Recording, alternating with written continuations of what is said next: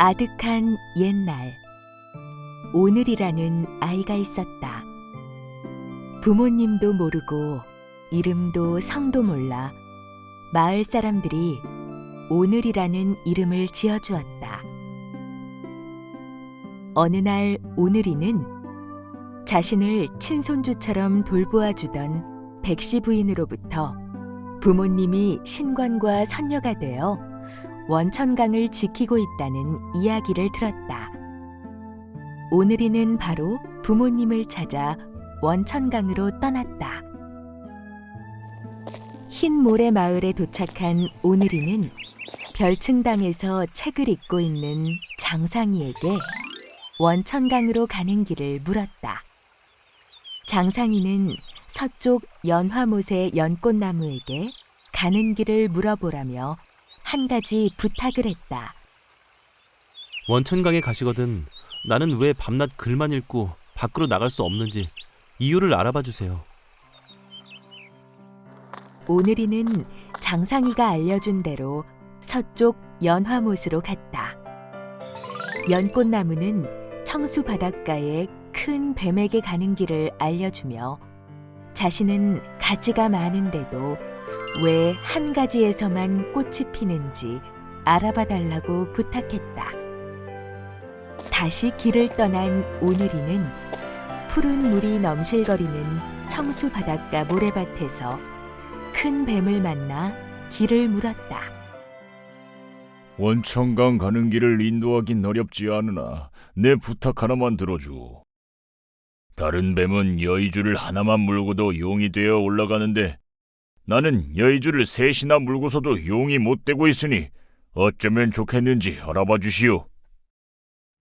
큰 뱀은 오늘이를 등에 태우고 청수 바다를 헤엄쳐 어느 낯선 땅에 데려다 주었다.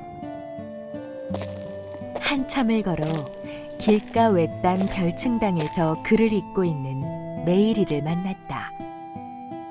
메이리는 하늘의 벌을 받아 매일 책을 읽고 있는데 언제나 이 신세를 면할 수 있는지 알아봐 달라고 부탁하며 우물에서 물을 깃는 선녀들에게 가는 길을 알려주었다.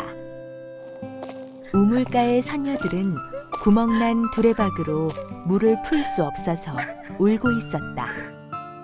오늘이는 댕댕이 덩굴과 송진으로 구멍과 틈을 막아 두레박을 고쳐주고 원천강 가는 길을 물었다.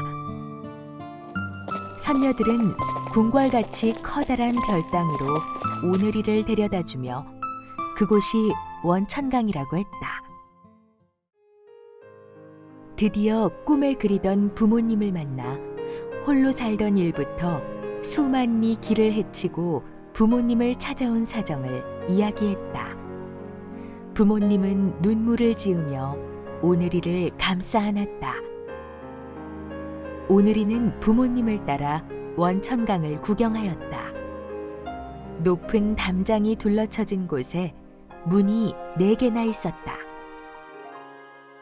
첫 번째 문을 열어보니 봄바람이 따스하게 부는 가운데 진달래, 개나리, 매화꽃, 영산홍 등 갖은 봄꽃이 피어 있었다. 두 번째 문을 열어보니 뜨거운 햇살 속에 보리와 밀 같은 곡식과 채소가 무성했다. 세 번째 문을 열어보니 너른 들판에 누런 벼가 황금빛으로 물결쳤다. 네 번째 문을 열어보니 찬바람이 부는 가운데 흰 눈이 세상을 하얗게 뒤덮고 있었다. 이 세상 사계절이 여기에서 흘러나오는 것이었다. 원천강을 구경한 오늘이는 도움받은 이들과의 약속을 지키기 위해서 부모님과 작별했다. 부모님은 부탁받은 일들에 답을 해주고서 오늘이를 문 밖까지 배웅해 주었다. 오늘이는 메이리를 데리고 함께 길을 떠났다. 여의주를 하나만 물면 용이 될 수 있지요. 뱀은 얼른 여의주 2개를 뱉어서 오늘이에게 주고 하나만 입에 문 채 몸을 뒤틀었다. 뱀은 힘찬 소리와 함께 용이 되어 하늘로 날아올랐다.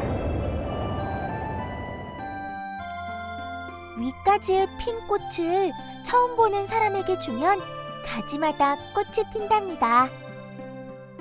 연꽃나무는 얼른 윗가지에 핀 꽃을 꺾어서 오늘이에게 주었다.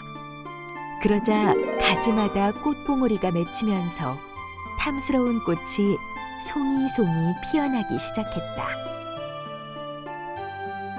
장상희님처럼 몇 년간 홀로 글만 읽어온 처녀를 만나 배필로 맞이하면 만년 영화를 누리실 수 있답니다. 여기 메이리님과 부부의 연을 맺으면 행복해지실 거예요. 마을로 돌아온 오늘이는 백시 부인에게 뱀한테서 받은 여의주 1개를 주었다. 백시 부인은 어느새 어른이 된 오늘이를 꼭 안아주었다. 그 뒤 오늘이는 옥황상제의 부름을 받아 하늘나라 선녀가 되어 원천강을 돌보며 사계절의 소식을 세상에 전하는 일을 맡게 되었다.